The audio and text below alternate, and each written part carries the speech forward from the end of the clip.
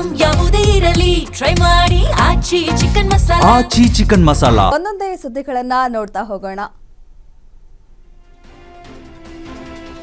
ಧಾರವಾಡದಲ್ಲಿ ಸರ್ಕಾರಿ ಖಾಲಿ ಹುದ್ದೆಗಳ ನೇಮಕಾತಿ ವಿಳಂಬದ ವಿರುದ್ಧ ವಿದ್ಯಾರ್ಥಿಗಳು ಹೋರಾಟ ನಡೆಸಿದ್ದಾರೆ. ನಗರದ ಜುಬಿಲಿ ವೃತ್ತದ ಬಳಿ ಸಾವಿರಾರು ವಿದ್ಯಾರ್ಥಿಗಳು ಖಾಲಿ ಹುದ್ದೆ ನೇಮಕ ಮಾಡುವಂತೆ ಘೋಷಣೆ ಕೂಗಿ ಆಕ್ರೋಶ ಹೊರಹಾಕ್ತಿದ್ದಾರೆ. ಸಿಎಂ ಡಿಸಿಎಂ ಸಚಿವರ ಭಾವಚಿತ್ರಗಳನ್ನು ಸುಟ್ಟು ಆಕ್ರೋಶ ವ್ಯಕ್ತಪಡಿಸುತ್ತಿದ್ದಾರೆ. ಇನ್ನು ಕೆಲವು ವಿದ್ಯಾರ್ಥಿಗಳು ತಹಶೀಲ್ದಾರ್ ಮೇಲೆ ಕಲ್ಲು ಎಸೆದಿದ್ದಾರೆ. ಸ್ಥಳೀಯ ಪೊಲೀಸರು ವಿದ್ಯಾರ್ಥಿಗಳನ್ನು ನಿಯಂತ್ರಣಕ್ಕೆ ತರಲು ಹರಸಾಹಸ ಪಟ್ಟಿದ್ದಾರೆ.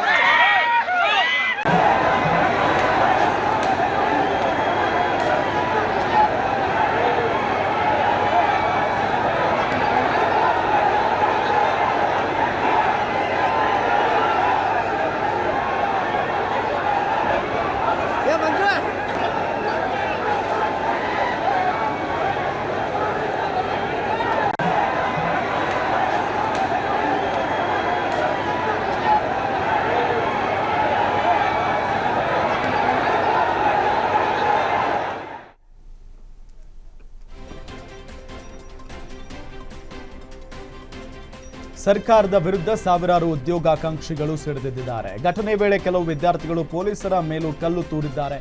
ವಿದ್ಯಾರ್ಥಿಗಳ ಪ್ರತಿಭಟನೆಗೆ ಬಿಜೆಪಿ ಮುಖಂಡರಾದ ಆರ್ ಅಶೋಕ್, ಚಲವಾದಿ ನಾರಾಯಣಸ್ವಾಮಿ, ಶಾಸಕ ಅರವಿಂದ್ ಬೆಲ್ಲದ್ ಸಹ ಕೈ ಜೋಡಿಸಿದ್ದಾರೆ.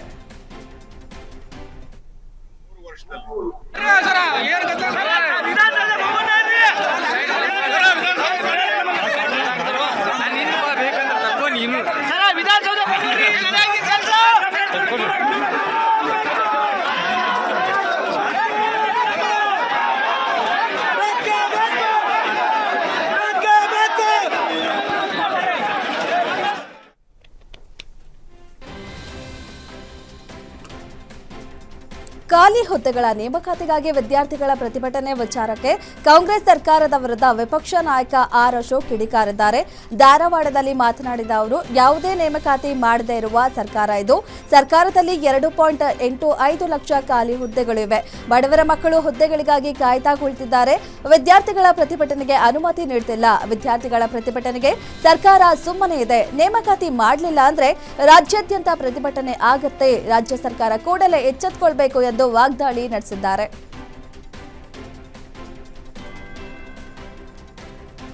ಧಾರವಾಡದಲ್ಲಿ ಉದ್ಯೋಗಾಕಾಂಕ್ಷಿಗಳ ಬೃಹತ್ ಪ್ರತಿಭಟನೆ ವಿಚಾರಕ್ಕೆ ಸಚಿವ ಕೆಎಚ್ ಮುನಿಯಪ್ಪ ಪ್ರತಿಕ್ರಿಯೆ ಕೊಟ್ಟಿದ್ದಾರೆ. ದೇವನಹಳ್ಳಿಯಲ್ಲಿ ಮಾತನಾಡಿದಂತ ಅವರು, ಆದಷ್ಟು ಬೇಗ ಅಧಿಸೂಚನೆಗಳನ್ನು ಹೊರಡಿಸುವ ಕೆಲಸ ಮಾಡ್ತೀವಿ.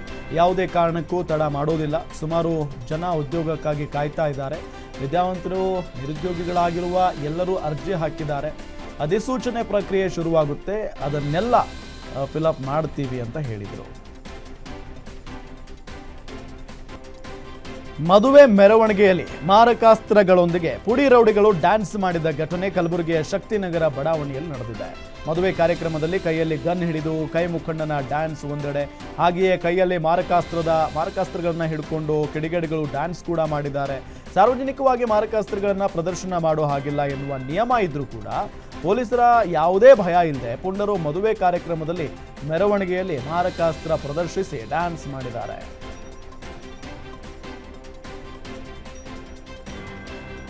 ಖ್ಯಾತ ಉದ್ಯಮಿ ಸಿಜೆ ರಾಯ್ ಆತ್ಮಹತ್ಯೆ ಕೇಸ್ ತನಿಖೆ ಬಹುತೇಕ ಮುಕ್ತಾಯವಾಗಿದೆ. ಆತ್ಮಹತ್ಯೆಯಾಗಿ 21 ದಿನ ಕಳೆದರೂ ಸಿಗದ ಕಾರಣ ಏನು ಅಂತ ಸ್ಪಷ್ಟ ಕಾರಣ ತಿಳಿದು ಬಂದಿಲ್ಲ. ಎಸ್ಐಟಿ ಅಧಿಕಾರಿಗಳ ತನಿಖೆಯಲ್ಲಿ ರಾಯ್ ಆತ್ಮಹತ್ಯೆ ಹಿಂದಿನ ಕಾರಣಗಳು ಮೇಲ್ನೋಟಕ್ಕೆ ರಿವೀಲ್ ಆಗಿದೆ.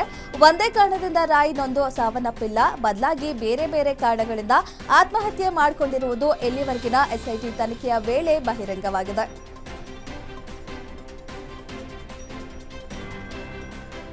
ಯುವತಿಯರಿಗೆ ಚುಡಾಯಿಸಿದ್ದನ್ನ ಪ್ರಶ್ನಿಸಿದ್ದಕ್ಕೆ ಬೈಕ್ಗೆ ಬೆಂಕಿ ಹಚ್ಚಿರುವ ಘಟನೆ ಬೀದರ್ನ ಕಾಗವಾಡದ ಗ್ರಾಮದಲ್ಲಿ ನಡೆದಿದೆ. ಮನೆಯ ಬಾಗಿಲು ಲಾಕ್ ಮಾಡಿ 2 ಬೈಕ್ಗೆ ಕಿಡಿಗೇಡಿಗಳಿಗೆ ಬೆಂಕಿ ಹಚ್ಚಿದ್ದಾರೆ. ಕಿಡಿಗೇಡಿಗಳು ಮಹತಾಬ್ಗೆ ಸೇರಿದ ಬೈಕ್ಗಳು ಸುಟ್ಟು ಕರಕಲಾಗಿವೆ. ಇನ್ನು ಬೆಂಕಿ ಮನೆಗೂ ಆವರಿಸಿದ್ದು ಕುಟುಂಬಸ್ಥರನ್ನ ರಕ್ಷಣೆ ಮಾಡಲು ಹೋದಾಗ ಮಹತಾಬ್ಗೆ ಗಾಯಗಳಾಗಿವೆ. ಸದ್ಯ ಗಾಯಾಳು ಬ್ರಿಮ್ಸ್ ಆಸ್ಪತ್ರೆಯಲ್ಲಿ ಚಿಕಿತ್ಸೆ ಪಡಿತಾ ಇದ್ದಾರೆ.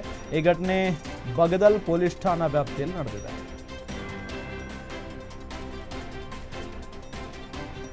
ಸಿಲಿಕಾನ್ ಸಿಟಿಯಲ್ಲಿ ನಡೆಯುತ್ತಿರುವ ಕಾಮಗಾರಿಯಿಂದ ಸ್ಥಳೀಯರು ಬೇಸತ್ತು ಹೋಗಿದ್ದಾರೆ. ಒಂದ್ ಕಡೆ ಕಳಪೆ ಕಾಮಗಾರಿ, ಮತ್ತೊಂದು ಕಡೆ ವಿಳಂಬ. ಈ ಎರಡರಿಂದಲೂ ಜನರು ಸತತ 1.5 ವರ್ಷದಿಂದ ಹೈರಾಣಾಗಿದ್ದಾರೆ. ಶಿವಾಜಿನಗರ ವಿಧಾನಸಭಾ ಕ್ಷೇತ್ರದ ನಾರಾಯಣ ಪಿಳ್ಳೈ ಸ್ಟ್ರೀಟ್ನಲ್ಲಿ ನಡೆಯುತ್ತಿರೋ ಕಾಮಗಾರಿ ವಿಳಂಬ ಆಗ್ತಿರೋದಕ್ಕೆ ನಿವಾಸಿಗಳು ದೂರು ನೀಡಿದ್ದಾರೆ. ಕಾಮಗಾರಿ ವಿಳಂಬ ಕುರಿತು ಅಧಿಕಾರಿಗಳಿಗೆ ಹಲವು ಬಾರಿ ತಿಳಿಸಿದ್ರೂ ಯಾವುದೇ ಸ್ಪಂದನೆ ಇಲ್ಲವೆಂದು ಸ್ಥಳೀಯರು ಆರೋಪ ಮಾಡಿದ್ದಾರೆ. ಇದಲ್ಲದೆ ಅಪಘಾತಗಳ ಪ್ರಮಾಣವೂ ಹೆಚ್ಚಾಗಿದೆ ಎಂದು ನಿವಾಸಿಗಳು ಆಕ್ರೋಶ ವ್ಯಕ್ತಪಡಿಸಿದ್ದಾರೆ.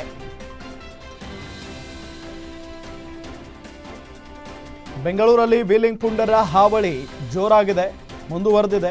ಬೆಳ್ಳಂಬೆಳಗ್ಗೆ ಖಾಸಗಿ ಶಾಲೆ ಮುಂದೆ 15 ಅಪ್ರಾಪ್ತ ಬಾಲಕರು ವೀಲಿಂಗ್ ಮಾಡಿ ಪುಂಡಾಟ ಮೆರೆದಿದ್ದಾರೆ. ಜೆಪಿ ನಗರದ ಡಾಲರ್ಸ್ ಕಾಲೋನಿಯಲ್ಲಿ ಘಟನೆ ನಡೆದಿದೆ. ಈ ವಿಡಿಯೋ ಸಾಮಾಜಿಕ ಜಾಲತಾಣಗಳಲ್ಲಿ ಸ್ಥಳೀಯರು ಪೋಸ್ಟ್ ಮಾಡಿ ಬೆಂಗಳೂರು ಪೊಲೀಸರಿಗೆ ದೂರನ್ನ ಕೊಟ್ಟಿದ್ದಾರೆ.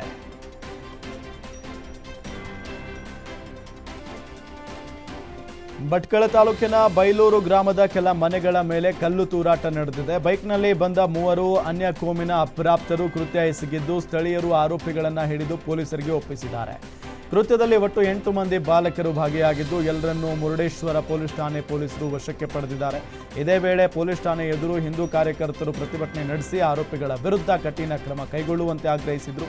ಸ್ಥಳಕ್ಕೆ ಜಿಲ್ಲಾ ಪೊಲೀಸ್ ವರಿಷ್ಠಾಧಿಕಾರಿ ದೀಪನ್ ಭೇಟಿ ನೀಡಿ ಪರಿಸ್ಥಿತಿ ಪರಿಶೀಲಿಸಿದ್ದಾರೆ.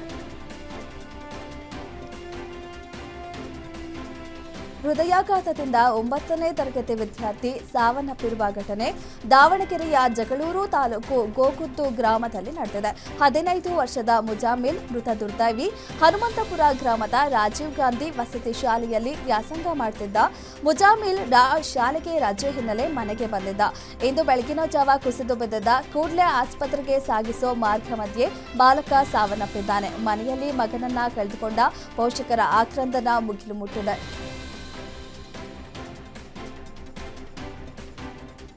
ಕಂಪ್ಲಿ ತಾಲೂಕಿನ ಸರ್ಕಾರಿ ಶಾಲೆಯ ಅತಿಥಿ ಶಿಕ್ಷಕನೊಬ್ಬ 11 ವರ್ಷದ ಬಾಲಕಿಯ ಮೇಲೆ ಲೈಂಗಿಕ ದೌರ್ಜನ್ಯ ಎಸಗಿದ ಆರೋಪ ಕೇಳಿಬಂದಿದೆ. ಫೆಬ್ರವರಿ 16ರಂದು ಬೆಳಗ್ಗೆ 8:30 ಸುಮಾರಿಗೆ ಮನೆ ತೋರಿಸುವುದಾಗಿ ಹೇಳಿ ಬಾಲಕಿಯನ್ನು ಕರ್ಕೊಂಡು ಕೃತ್ಯ ಎಸಗಿದ್ದಾನೆ. ಈ ವಿಷಯವನ್ನು ಯಾರಿಗೂ ತಿಳಿಸಿದ್ರೆ ಯಾರಿಗಾದರೂ ಹೇಳಿದ್ರೆ ಕೊಲೆ ಮಾಡೋದಾಗಿ ಬೆದರಿಕೆ ಹಾಕಿದ್ದಾನೆಂಬ ಆರೋಪವೂ ಕೂಡ ಕೇಳಿಬಂದಿದೆ.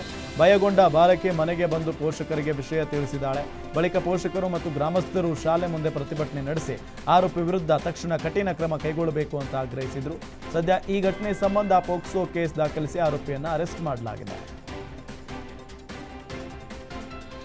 ಕಸಾಯಿಖಾನೆ ಬಂದ್ ಮಾಡುವಂತೆ ಆಗ್ರಹಿಸಿ ಬಜರಂಗ ದಳ ಕಾರ್ಯಕರ್ತರು ಪ್ರತಿಭಟನೆ ನಡೆಸಿದ ವೇಳೆ ಕಸಾಯಿಖಾನೆಯಿಂದ ದನ ನುಗ್ಗಿದೆ. ಈ ವೇಳೆ ಸಿಕ್ಕವರ ಮೇಲೆ ದನ ದಾಳಿ ನಡೆಸಿದ್ದು ಕೆಲಕಾಲ ಆತಂಕ ಸೃಷ್ಟಿಸಿತ್ತು. ಪ್ರತಿಭಟನಾ ಸ್ಥಳದಲ್ಲಿದ್ದ ಉಪನಗರ ಠಾಣೆಯ ಪಿಐ ಪ್ರಭು ಗಂಗೇನಹಳ್ಳಿ ಮೇಲೂ ದನ ದಾಳಿ ನಡೆಸಿದೆ.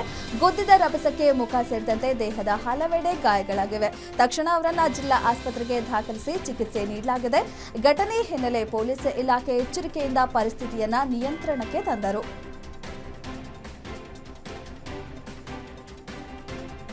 ಮಂಡ್ಯದ ಶ್ರೀರಂಗಪಟ್ಟಣ ತಾಲೂಕಿನ ಕಚೇರಿ ಮುಂಭಾಗ ಜಮೀನು ಮತ್ತು ಸ್ಮಶಾನಕ್ಕೆ ರಸ್ತೆ ನಿರ್ಮಿಸಬೇಕೆಂದು ಆಗ್ರಹಿಸಿ ದಲಿತರು ಅಹೋರಾತ್ರಿ ಧರಣಿ ನಡೆಸಿದರು. ಸುಮಾರು 30 ಕುಟುಂಬಗಳ ರೈತರ ಜಮೀನಿಗೆ ರಸ್ತೆ ಸೌಲಭ್ಯ ಇಲ್ಲದ ಹಿನ್ನೆಲೆ ಗ್ರಾಮಸ್ಥರು ಮತ್ತು ದಲಿತ ಸಂಘರ್ಷ ಸಮಿತಿ ಸಂಘಟನೆಯ ಮುಖಂಡರು ಸೇರಿದಂತೆ ಪ್ರತಿಭಟನೆ ನಡೆಸಿದರು. ಜಮೀನು ಮತ್ತು ಸ್ಮಶಾನಕ್ಕೆ ರಸ್ತೆ ನಿರ್ಮಿಸಿ ಕೊಡುವಂತೆ ಆಗ್ರಹಿಸಿದ ಪ್ರತಿಭಟನಾಕಾರರು ಧಿಕ್ಕಾರ ಕೂಗಿ ಆಕ್ರೋಶ ವ್ಯಕ್ತಪಡಿಸಿದರು. ಸಮಸ್ಯೆಗೆ ಶಾಶ್ವತ ಪರಿಹಾರ ಸಿಗುವವರೆಗೂ ಹೋರಾಟ ಹಿಂತೆಗೆದುಕೊಳ್ಳೋದಿಲ್ಲ ಅಂತ ಗ್ರಾಮಸ್ಥರು ಎಚ್ಚರಿಕೆ ಕೊಟ್ಟಿದ್ದಾರೆ.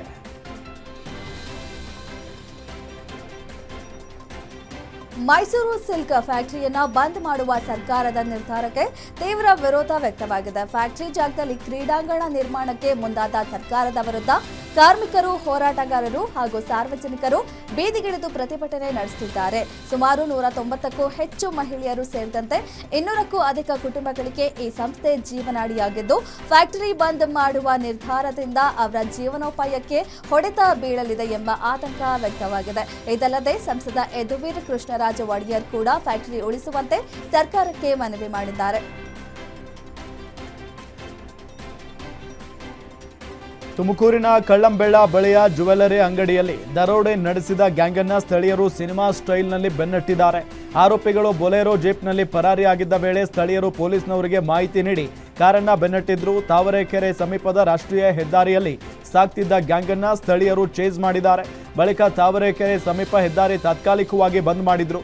ಈ ನಡುವೆ ಭುವನಹಳ್ಳಿ ಬಳಿ ಸರ್ವಿಸ್ ರಸ್ತೆಯಿಂದ ಅರಣ್ಯ ಪ್ರದೇಶಕ್ಕೆ ನುಗ್ಗಿದ್ದ ಗ್ಯಾಂಗ್ ಕಾಡಿನ ಮಧ್ಯೆ ಕಾರನ್ನ ನಿಲ್ಲಿಸಿ ಪರಾರಿಗೆ ಯತ್ನಿಸಿತು. ಆದರೆ ಪೊಲೀಸರು ತಕ್ಷಣ ಕಾರ್ಯಾಚರಣೆ ನಡೆಸಿ ಆರೋಪಿಗಳನ್ನ ಅರೆಸ್ಟ್ ಮಾಡುವಲ್ಲಿ ಯಶಸ್ವಿಯಾಗಿದ್ದಾರೆ.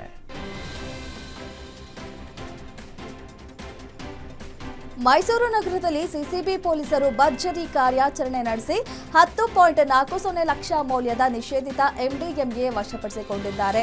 ಬೆಂಗಳೂರು ಮೂಲದ ನುಹೇದ್ ಖಾನ್, ಪೆಡ್ಲರ್ ಜಾವಿದ್ ಅಹಮದ್, ಜಿಯಾವುಲ್ಲಾ ಮತ್ತು ಸುಹೇಲ್ ಪಾಷಾ ಬಂಧಿತ ಆರೋಪಿಗಳು ನಗರದಲ್ಲಿ ಉಮರ್ ಖಾಯಂ ರಸ್ತೆ ಬಳಿಯ ರಸ್ತೆಗಳಲ್ಲಿ ಮಾದಕ ವಸ್ತು ಮಾರಾಟ ಮಾಡಲು ಯತ್ನಿಸುತ್ತಿದ್ದ ವೇಳೆ ಪೊಲೀಸರ ಬಲೆಗೆ ಬಿದ್ದಿದ್ದಾರೆ. ಖಚಿತ ಮಾಹಿತಿ ಮೇರೆಗೆ ನಡೆದ ದಾಳಿ 103 ಗ್ರಾಂ ನಿಷೇಧಿತ ಎಂಡಿಎಂಎ ಮತ್ತು ಇನೋವಾ ಕಾರನ್ನ ಸೀಸ್ ಮಾಡಿದ್ದಾರೆ. ಈ ಸಂಬಂಧ ಮಂಡಿ ಪೊಲೀಸ್ ಠಾಣೆಯಲ್ಲಿ ಪ್ರಕರಣ ದಾಖಲಿಸಲಾಗಿದೆ. ಸ್ವಾತಂತ್ರ್ಯ ಬಂದು ದಶಕಗಳೇ ಕಳೆದರೂ ಅಸ್ಪೃಶ್ಯತೆಯ ಕರಿ ನೆರಳು ಮಾತ್ರ ಇನ್ನೂ ಮಾಯವಾಗಿಲ್ಲ. ಬಾಗಲಕೋಟೆಯ ತಮದಡ್ಡೆ ಗ್ರಾಮದಲ್ಲಿ ದಲಿತ ಕುಟುಂಬಗಳಿಗೆ ಸಾಮಾಜಿಕ ಬಹಿಷ್ಕಾರ ಹೇರಲಾಗಿದೆ ಎಂಬ ಆರೋಪ ಕೇಳಿಬಂದಿದೆ. ಹೋಟೆಲ್ ಇಲ್ಲ, ದೇವಸ್ಥಾನಕ್ಕೆ ಪ್ರವೇಶ ಇಲ್ಲ, ಅಷ್ಟೇ ಯಾಕೆ ಕಟಿಂಗ್ ಶಾಪ್ನಲ್ಲೂ ನಿಷೇಧ ಹೇರಲಾಗಿದೆ. ಈ ಅಸಮಾನತೆಯ ವಿರುದ್ಧ ದಲಿತರು ಉಪವಿಭಾಗಾಧಿಕಾರಿಗಳಿಗೆ ಮನವಿ ಸಲ್ಲಿಸಿದ್ರು. ಇನ್ನು ಗ್ರಾಮದಲ್ಲಿ ಸಹೋದರತೆ ಮತ್ತು ಸೌಹಾರ್ದತೆಯಿಂದ ಬದುಕುವಂತೆ ಕಟ್ಟುನಿಟ್ಟಿನ ಸೂಚನೆ ನೀಡಲಾಗಿದ್ದು, ಕಾನೂನು ಕೈಗೆತ್ತಿಕೊಂಡರೆ ಕಠಿಣ ಕ್ರಮದ ಎಚ್ಚರಿಕೆಯನ್ನು ನೀಡಲಾಗಿದೆ.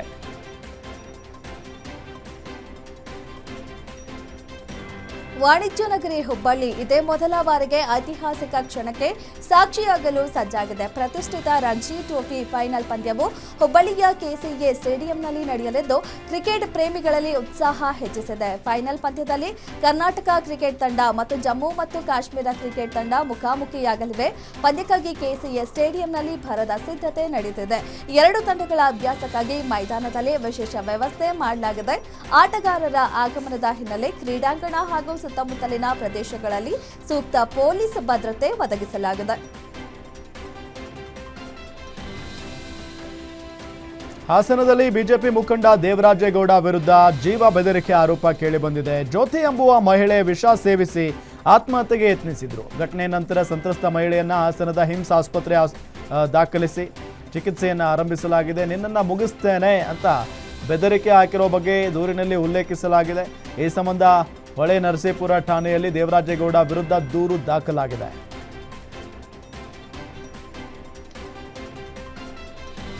ಟಿಪ್ಪರ್ ಮತ್ತು ಬೈಕ್ ನಡುವಿನ ಭೀಕರ ಅಪಘಾತಕ್ಕೆ ಓರ್ವ ಬೈಕ್ ಸವಾರ ಸ್ಥಳದಲ್ಲೇ ಸಾವನ್ನಪ್ಪಿರುವ ಘಟನೆ ದೊಡ್ಡಬಳ್ಳಾಪುರದ ರೈಲ್ವೆ ಸ್ಟೇಷನ್ ಬಳಿ ನಡೆದಿದೆ. 21 ವರ್ಷದ ಮರಿಸ್ವಾಮಿ ಮೃತ ದುರ್ದೈವಿ. ಮೃತನು ಗೀತಂ ಯೂನಿವರ್ಸಿಟಿಯಲ್ಲಿ ವ್ಯಾಸಂಗ ಮಾಡ್ತಿದ್ನು. ದೊಡ್ಡಬಳ್ಳಾಪುರದಿಂದ ಕಾಲೇಜು ಕಡೆಗೆ ಹೋಗುವಾಗ ಘಟನೆ ಸಂಭವಿಸಿದ್ದು, ಹೆಲ್ಮೆಟ್ ಹಾಕದ ಕಾರಣ ತಲೆಗೆ ಗಂಭೀರ ಗಾಯವಾಗಿ ಸಾವನ್ನಪ್ಪಿದ್ದಾನೆ.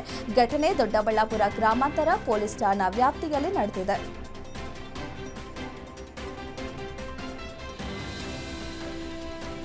ರೈತ ತಿಮ್ಮಪ್ಪಗೆ ಸೇರಿದ 60ಕ್ಕೂ ಹೆಚ್ಚು ತೆಂಗಿನ ಸಸಿಗಳನ್ನು ದುಷ್ಕರ್ಮಿಗಳು ಕಿತ್ತೆಸೆದು ಬೆಂಕಿ ಹಚ್ಚಿ ನಾಶ ಮಾಡಿದ್ದಾರೆ. ಚಿಕ್ಕಮಗಳೂರು ಆಲದಹಳ್ಳಿ ಗ್ರಾಮದಲ್ಲಿ ಆಗಿರುವಂಥ ಘಟನೆ ಇದು. ದುಷ್ಕರ್ಮಿಗಳು ಸಸಿಗಳ ಜೊತೆ ಬೇಲಿ ಕಂಬಗಳನ್ನು ಮುರಿದು ಹಾಕಿ ತೋಟವನ್ನು ಸಂಪೂರ್ಣವಾಗಿ ಹಾಳು ಮಾಡಿದ್ದಾರೆ.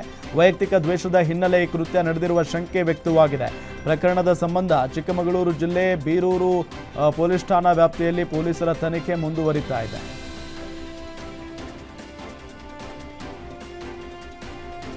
ರಾಮನಗರದ ಐಜೂರು ಪೊಲೀಸ್ ಠಾಣೆ ಪೊಲೀಸರು ಭರ್ಜರಿ ಕಾರ್ಯಾಚರಣೆ ನಡೆಸಿ 1.5 ಕೋಟಿ ಮೌಲ್ಯದ 750 ಮೆಥಾಂಫೆಟಮೈನ್ ವಶಕ್ಕೆ ಪಡೆದಿದ್ದಾರೆ. ಕಾರ್ಯಾಚರಣೆಯಲ್ಲಿ 3 ಪೆಡ್ಲರ್ಗಳು ಬಂಧಿತರಾಗಿದ್ದಾರೆ.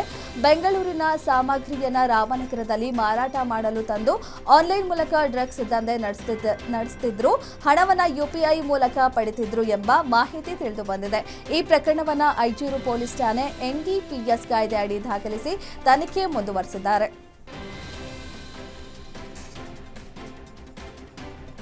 ಮಂಡ್ಯ ನಗರದ ರಸ್ತೆಗಳ ಬಳಿ ತ್ಯಾಜ್ಯ ಸಮಸ್ಯೆ ಹೆಚ್ಚಾಗಿದ್ದು ಸಮರ್ಪಕ ಕಸ ವಿಲೇವಾರಿ ವ್ಯವಸ್ಥೆಯ ಕೊರತೆಯಿಂದ ರಸ್ತೆಗಳು ಅಡ್ಡಿಯಾಗಿದೆ. ಹೆಬ್ಬಾಳ ಬಳಿ ಕೂಡ ಕಸದ ನಿರ್ವಹಣೆಗೆ ಯಾವುದೇ ಕಡಿವಾಣ ಇಲ್ಲ. ಕೆಲ ಸ್ಥಳಗಳಲ್ಲಿ ಕನ್ನಡ ಬಾವುಟ ಹಾಗೂ ದೇವರ ಭಾವಚಿತ್ರಗಳನ್ನು ಇರಿಸಿದರೂ ಕಸ ಹಾವಳಿಯು ನಿಲ್ಲದೆ ಚಾಲಕರನ್ನ ಮತ್ತು ಹೆದ್ದಾರಿ ಪ್ರಯಾಣಿಕರನ್ನ ತೊಂದರೆ ಪಡಿಸ್ತಾ ಇದೆ. ಸಾರ್ವಜನಿಕ ಭದ್ರತೆ ಹಾಗೂ ಸೌಂದರ್ಯ ಕಾಪಾಡಲು ತಕ್ಷಣವೇ ಸೂಕ್ತ ಕಸ ಸಂಗ್ರಹ ಮತ್ತು ವಿಲೇವಾರಿ ವ್ಯವಸ್ಥೆ ಜಾರಿಗೆ ತರಬೇಕು ಅಂತ ಗ್ರಾಮಸ್ಥರು ಆಗ್ರಹಿಸಿದ್ದಾರೆ.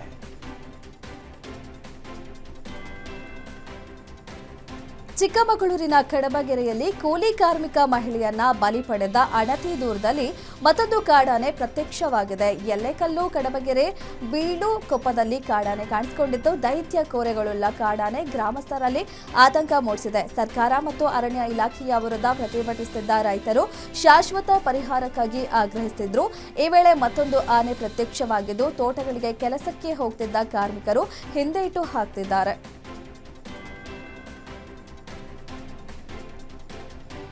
ಬಾಗಲಕೋಟೆ ಜಿಲ್ಲೆಯ ಬೇಳಗೆ ತಾಲೂಕಿನ ಹೊಸರೊಳ್ಳಿ ಗ್ರಾಮದಲ್ಲಿ ಅಪರೂಪದ ಘಟನೆ ನಡೆದಿದೆ. ಜೀವನದಲ್ಲಿ ಸದಾ ಒಬ್ಬರನ್ನೊಬ್ಬರು ಬಿಟ್ಟಿರಲಾರದಂತ ಇದ್ದ ವೃದ್ಧ ದಂಪತಿ ಸಾವನ್ನಪ್ಪಿದ ನಂತರವೂ ಒಂದಾಗಿ ಅಂತ್ಯ ಸಂಸ್ಕಾರ ನೆರವೇರಿಸಿದ್ದಾರೆ. ಪತಿ ಅಪ್ಪಣ್ಣ ಎದೆನೋವು ಕಾಣಿಸಿಕೊಂಡು ತಕ್ಷಣ ಆಸ್ಪತ್ರೆಗೆ ದಾಖಲಾಗಿದ್ರು. ಆಸ್ಪತ್ರೆಯಲ್ಲಿ ಹೃದಯಾಘಾತದಿಂದ ಸಾವನ್ನಪ್ಪಿದ್ದಾರೆ. ಮೃತದೇಹವನ್ನು ಮನೆಗೆ ತಂದು ಪೂಜೆ ಸಲ್ಲಿಸಿದ ಬಳಿಕ ಪತ್ನಿ ಯಲ್ಲವ್ವ ಅವರಿಗೆ ಸಹ ಎದೆನೋವು ಕಾಣಿಸಿಕೊಂಡು ಜೀವನದ ಅಂತ್ಯ ತಲುಪಿದೆ. ಗ್ರಾಮಸ್ಥರು ವೀರಶೈವ ಸಂಪ್ರದಾಯದಂತೆ ಪತಿ ಪತ್ನಿಯ ಪಾರ್ಥಿವ ಶರೀರಗಳನ್ನು ಅಕ್ಕಪಕ್ಕ ಕೂರಿಸಿ ಮದುವೆ ನಡೆಸಿ ಅಂತ್ಯ ಸಂಸ್ಕಾರ ನೆರವೇರಿಸಿದ್ದಾರೆ.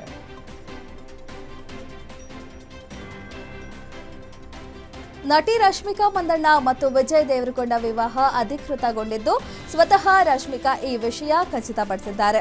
ಮದುವೆಗೆ ಒಟ್ಟು 100 ಮಂದಿಗೆ ಮಾತ್ರ ಆಹ್ವಾನ ನೀಡಲಾಗಿದ್ದು ಸಿನಿಮಾ ರಂಗದ ತಾರೆಯರು ಮದುವೆಯಲ್ಲಿ ಭಾಗಿಯಾಗಲಿದ್ದಾರೆ. ಫೆಬ್ರವರಿ 26ರಂದು ಉದಯಪುರದ ಐಟಿಸಿ ಹೋಟೆಲ್ನಲ್ಲಿ ಈ ವಿವಾಹ ನಡೆಯುತ್ತಿದೆ.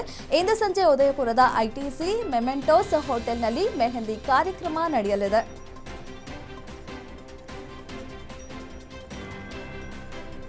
ದೇವರ ನಾಡು ಕೇರಳದ ಹೆಸರೇ ಈಗ ಬದಲಾಗ್ತಾ ಇದೆ. ದಶಕಗಳಿಂದ ನಾವು ಕರಿತಾ ಇದ್ದ ಕೇರಳ ಹೆಸರು ಇನ್ನು ಮುಂದೆ ಇತಿಹಾಸ ಸೇರಲಿದೆ.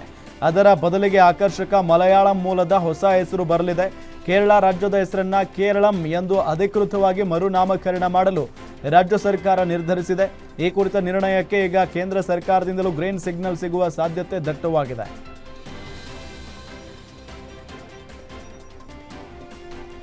ಇದಾಗಿತ್ತು ಈ ಹೊತ್ತಿನ ವಿಶೇಷ. ಇಷ್ಟೊತ್ತು ಸುದ್ದಿ ಕೊಟ್ಟಿದ್ದು ನಾನು ರಾಮ್ ಬಡ್ಗೆ, ನಾನು ಧನುಶ್ರೀ. ನೋಡ್ತಾ ಇರಿ ಗ್ಯಾರಂಟಿ ನ್ಯೂಸ್. ಸುದ್ದಿ ಖಚಿತ, ನ್ಯಾಯ ನಿಶ್ಚಿತ.